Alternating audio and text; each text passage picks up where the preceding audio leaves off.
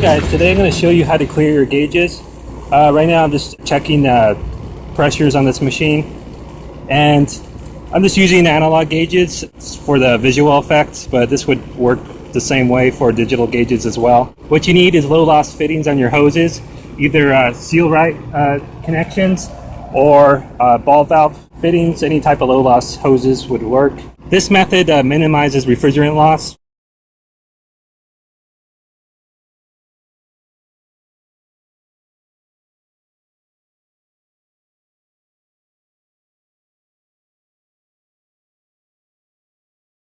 Right now, what we're going to do is we're going to clear all this high pressure, which is quite a bit of gas. We got over 200 psi. This is our 22. Right now, before I do that, I'm going to clear out any air I had in the hose initially. So let's bleed off the hoses. There we go. Each side. Make sure that you don't have any air, because you don't want to contaminate the system, obviously. There we go. Bleed off the air. Now what I'm going to do, since I don't have ball valves on these hoses, these are the seal right hoses, I'm going to take off the high side connection like that. Just going to hold that right now. So right now, as you can see, I got over 200 psi in this high side, the red hose. And what I'm going to do is I'm going to bleed off this pressure into the low side. As you can see, we're about 65 or so on the low side. So obviously this is naturally going to draw into the low side, into the suction side.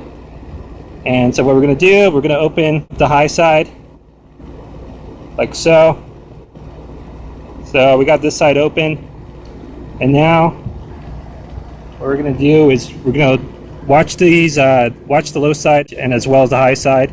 And this is going to go down, and then this is going to go up. And I'm going to open up the low side now. You can see the low side's going up. You can see that refrigerant being drawn in there. And once that stops moving, you're done. Once the needles stop moving, you're done. So I'm going to close these lines up. And you're going to always have a little refrigerant, whatever the low side has in it, but really that's not much. That's the best you're going to get it. So, and you need to do this while the unit is operating. So now I could just go ahead and take off my low side, like so. And all we have left in here is basically this low pressure. I can see the high side went up a little bit, probably because some refrigerant boiled off. But basically I cleared off the hoses, so I don't like to keep refrigerant stuck in my hoses, and that way they don't get uncalibrated. See that? That's nothing. And I probably should have let this bled off a little more, but that's nothing either. So there you go. That's a good way to clear your gauges if you guys don't know how to do that. And just thought I'd show this to you guys. Alright, thanks.